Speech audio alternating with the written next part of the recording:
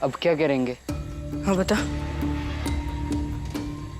जो दूसरों को डराते हैं वो खुद भी बहुत डरपोक होते हैं, इसलिए वो दूसरों को डराते हैं और हमें उन्हें डराना है। फिर उनका डर उन्हीं को कैद कर देगा। लेकिन कैसे?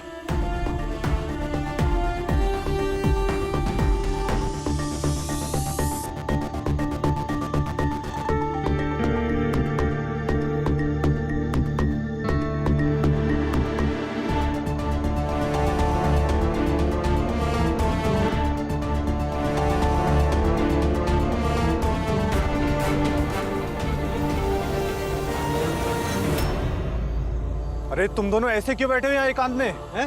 अरे कल रात को भीमाबाई के भूत ने क्या किया था मेरे साथ, देखे हो ना? हाँ? कब उसका भूत आ जाए मुझे पता नहीं है। हाँ?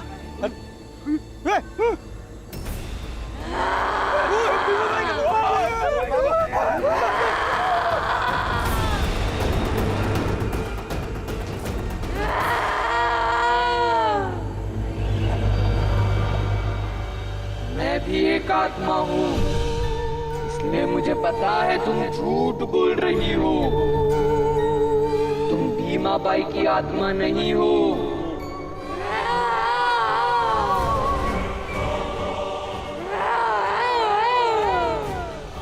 अगर तुम आत्मा हो तो तुम नहीं मरोगी, मैं तुम्हें काट देती हूँ।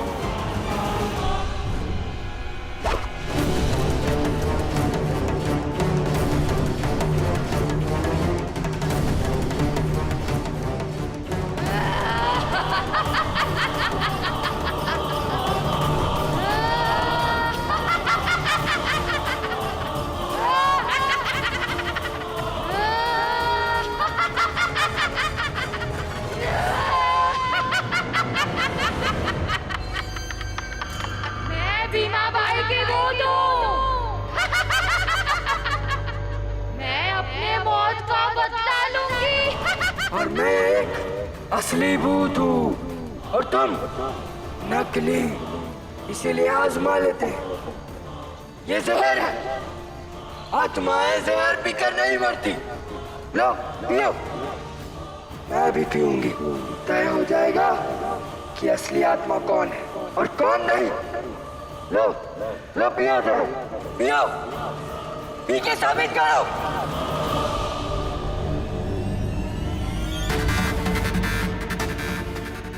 काट कर दो मुझे, रुको, मैं ये पूरा मरती नहीं।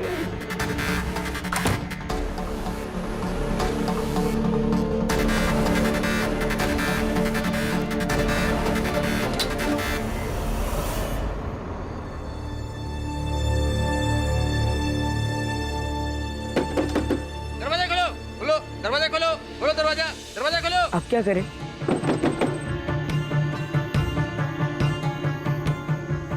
हम पुरंजन काका के पास चलते हैं, फिर सुबह होने का इंतजार करेंगे। बोलो सर्वज्ञ महाराज की जय, सर्वज्ञ महाराज की जय, सर्वज्ञ महाराज की जय।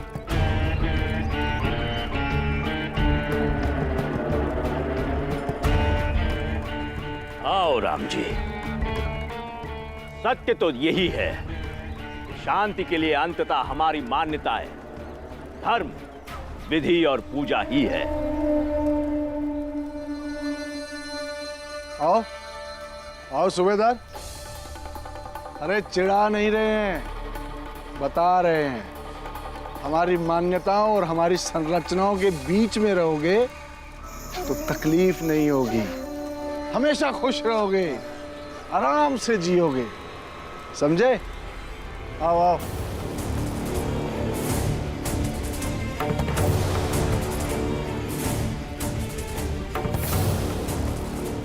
बताइए महाराज, क्या करना है?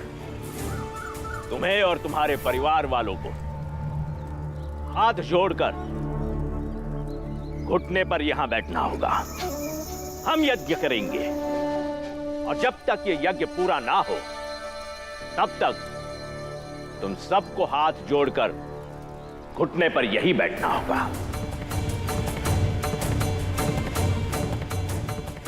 ठीक है। बस एक सवाल है महाराज जी। क्या? ऐसे आग जलाने से मेरी आई की आत्मा कैसे यहाँ से चली जाएगी? बस ये समझा दीजिए। यज्ञ में बहुत ताकत होती है। जैसे इस कुंड में अग्नि का ताप बढ़ेगा, वैसे उस आत्मा का बंधन जलकर राख बन जाएगा और भीमाबाई की आत्मा परलोक पहुंच जाएगी। आत्मा के परलोक जाने से फायदा क्या होता है? आत्मा को परम शांति की प्राप्ति होती है। फिर ठीक है, आपके समाज के 2 लोग जो रात में आत्मा बनकर भटक रहे थे, उन्हें शांति की ज्यादा जरूरत है।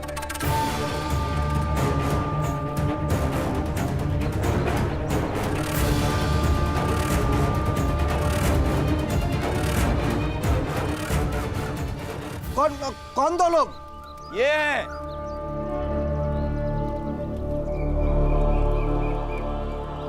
चल चल चल चल चल चल जल्दी चल। ये हैं वो 2 लोग।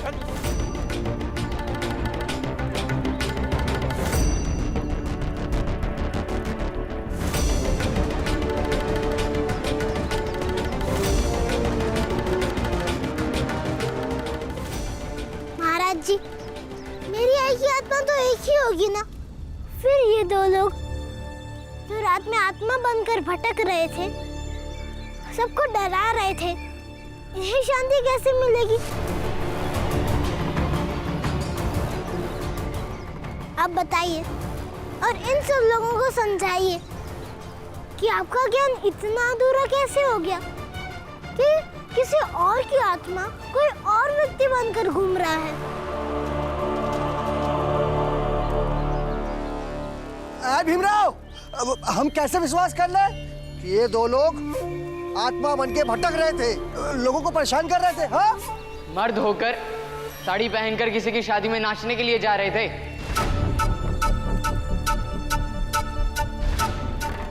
सवाल जवाब का कोई मतलब नहीं है, अब बात साफ है। लेकिन ये लोग ऐसा क्यों कर रहे थे? हाँ, ये सवाल उचित है। इन दोनों को बताना चाहिए कि आखिर किसके कहने पर ये दोनों ऐसा कर रहे थे।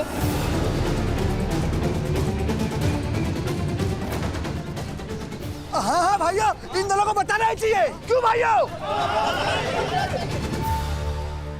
महाराज, अगर इन दोनों ने मुंह खोल दिया और हमारा नाम ले लिया तो पूरे समाज के सामने हम बदनाम हो जाएंगे। महाराज, कुछ करिए महाराज, हमें बचा लीजिए महाराज। हाँ, ऐसा क्यों किया? इन दोनों के चक्कर में हमारा कितना नुकसान हुआ है। हाँ हाँ।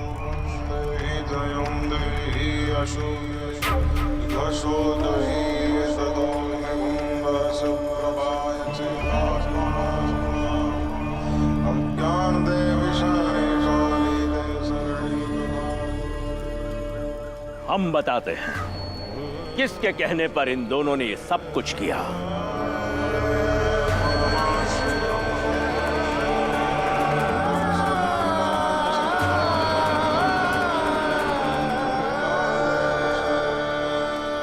स्वयं के कहने पर।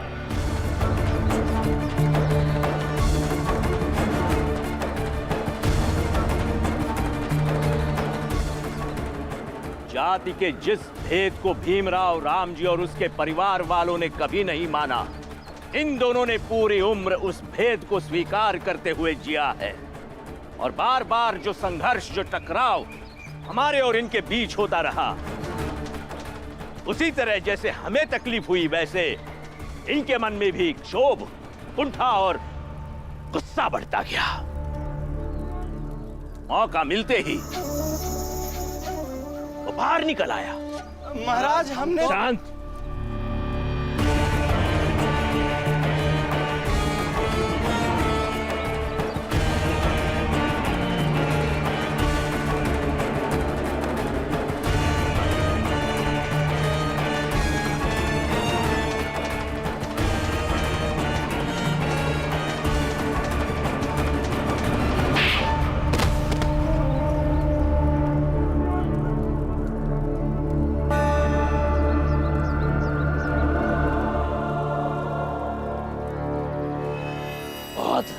किया है तुमने। आत्मा जाति के बंधन से मुक्त होती है, आत्मा का मजाक बना दिया तुमने। इसका दंड तुम्हें अवश्य मिलेगा। महाराज हमने तो चुप एकदम। महाराज दंड दे रहे हैं और तुम लोग गुहार लगा रहे हो। शांत हो जाओ बिल्कुल। और महाराज जी जो दंड दे उसे स्वीकार करो, समझे?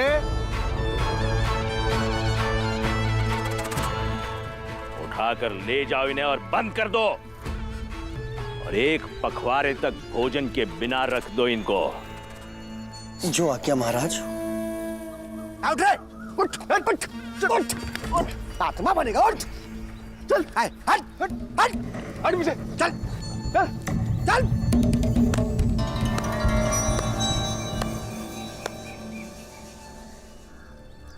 असली गुनहगार को सजा ना मिले, इसलिए किसी और को गुनहगार बनाकर सजा देना,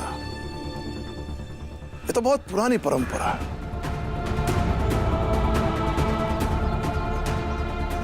छोड़ी, हम चलते हैं। बाबा, और आप सबने भी देख लिया ना कि मेरी आई कहीं नहीं भटकती है, किसी को परेशान नहीं करती है। और आज के बाद फिर से आपको कोई परेशान करे तो उसे पकड़िएगा, ना कि हमारे पास आकर हमें परेशान कीजिएगा।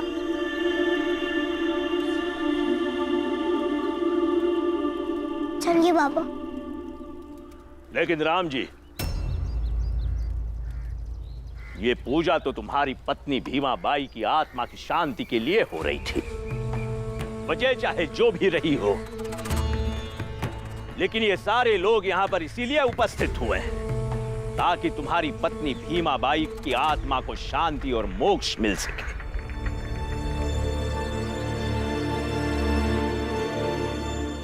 महाराज, आपकी पूजा, आपके कर्म कांड और आत्मा को मोक्ष मिलने जैसे दर्शन का मैं विरोध नहीं करता हूँ, लेकिन मुझे इसमें विश्वास नहीं है, इसलिए हम इस पूजा में सहयोग नहीं दे सकते हैं। और बात मेरी पत्नी की है, इनके आई की है, और ये हमारा व्यक्तिगत मामला है। राम जी, तुम्हारी पत्नी और इनकी आई का मामला अब ज्यादा दिन व्यक्तिगत नहीं रह पाएगा। ए राम जी, कैसा व्यक्तिगत? हाँ? अरे हम सबका उद्देश्य शांति की इस पूजा को संपन्न कराना था ना, लेकिन तुम्हारा इसमें भागीदार ना बनना हमारे धर्म और हमारी परंपरा को अपमानित करता है। पंडित जी, बेवजह धर्म को बीच में लाकर खुद को अपमानित मान लेने का कोई इलाज नहीं है। चलिए बाबा। भीमराव, रुक! तुम लोगों को इस पूजा पे विश्वास हो या ना हो, पूजा तो संपन्न करके ही जाना पड़ेगा। क्यों भाइयों? अगर इस अधूरी पूजा से ईश्वर नाराज हुए तो यहां उपस्थित हर व्यक्ति के जीवन में कुछ ना कुछ बुरा अवश्य होगा।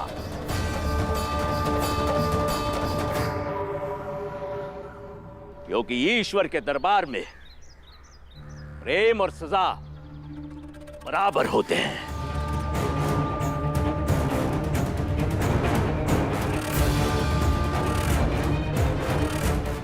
तुम तो समझदार हो, और वैसे भी तुम इस पूजा के लिए आए थे। तुमने सुना महाराज ने क्या कहा? अगर तुम ये पूजा अधूरी छोड़ के चले जाओगे, इसकी सजा सबको भुगतनी पड़ेगी, और अगर किसी को कुछ हो गया तो इसके जिम्मेदार तुम और तुम्हारा परिवार होगा। सेठ जी, वैसे भी हर पूरी चीज के जिम्मेदार तो हम ही होते हैं ना। चलिए बाबा। इस तरह की खंडित पूजा का प्रभाव बुरा ही होगा सबके जीवन में।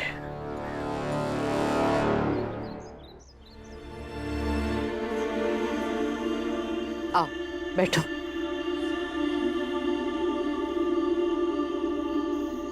दीदी, वो हमारे बिरादरी की एक औरत ने ये पूरन पोली बनाई है, राम जी कहाँ हैं? अंदर खाना बना रहे हैं।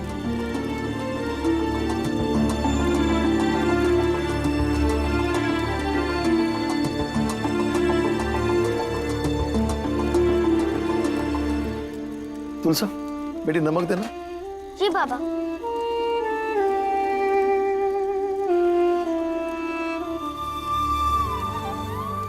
मुझे थोड़ी बहुत जो भी मदद चाहिए मैं कह दिया करूंगा, लेकिन तुम दोनों अपनी पढ़ाई पर ध्यान देना। पढ़ाई लिखाई छोड़कर कुछ करने की जरूरत नहीं है। लेकिन बाबा, मैंने ऐसे खाना बनाना सीखा है और हम दोनों बहनें बना लिया करेंगे ना। हाँ बाबा, गंगा दीदी ने मुझे सब्जियां काटना सिखा दिया है। अगर तुम दोनों खाना बनाओगे तो बाबा किस लिए? हाँ?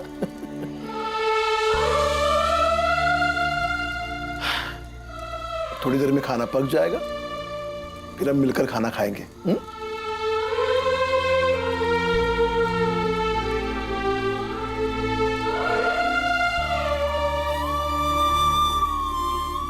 बाबा को ऐसी परेशानी में देखकर यही लग रहा है कि आई के जाने के बाद सबसे ज्यादा दिक्कत बाबा को ही है। हाँ, और बाबा हमारी सुन भी नहीं रहे हैं। मैं क्या बोल रहा हूँ कि राम जी से वो शादी की बात फिर से छेड़ा जाए क्या? नहीं नहीं पुरंजन, ऐसी गलती भी मत करना। लेकिन दीदी, वो बम्बई वाली लड़की के लिए वर ढूंढा जा रहा है, और मैंने अपनी बिरादरी के लोगों से बात भी की कि वो लोग मौका देखकर राम जी को समझाए बुझाए। सोचिए राम जी, सोचिए। भैया को लड़की तो मिल ही जाएगी, लेकिन पहले पता तो चले कि भैया दूसरी शादी के लिए मानेंगे भी या नहीं मानेंगे। भीम, भीम,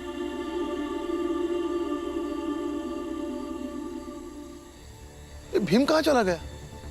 पता नहीं बाबा, हम भी उसे ढूंढने ही गए थे। ये इस वक्त कहाँ गया? आज जो हुआ उस वजह से भीम के साथ गांव वालों ने कुछ गलत तो नहीं कर दिया?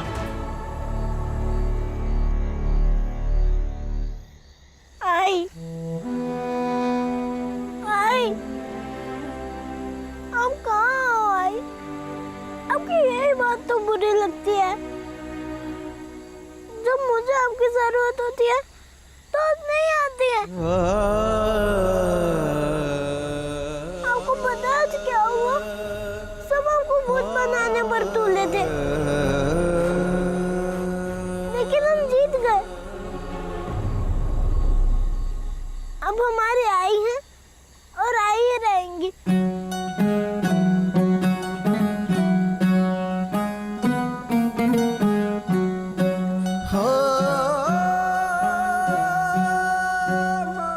वैसे तो उनके साथ हमारी बहस, हमारा संघर्ष कई बार हो चुका है, लेकिन आज आपकी कमी खल रही थी। मैं और बाबा महाराज और बाकियों से तर्क कर रहे थे, तो विश्वास की कमी लग रही थी, क्योंकि पहले मुझे हमेशा विश्वास होता था कि जब मैं, बाबा या पूरा परिवार कमजोर पड़ेगा तो मेरी आई आकर संभाल लेगी। लेकिन आप हर जगह नहीं आती है, इसलिए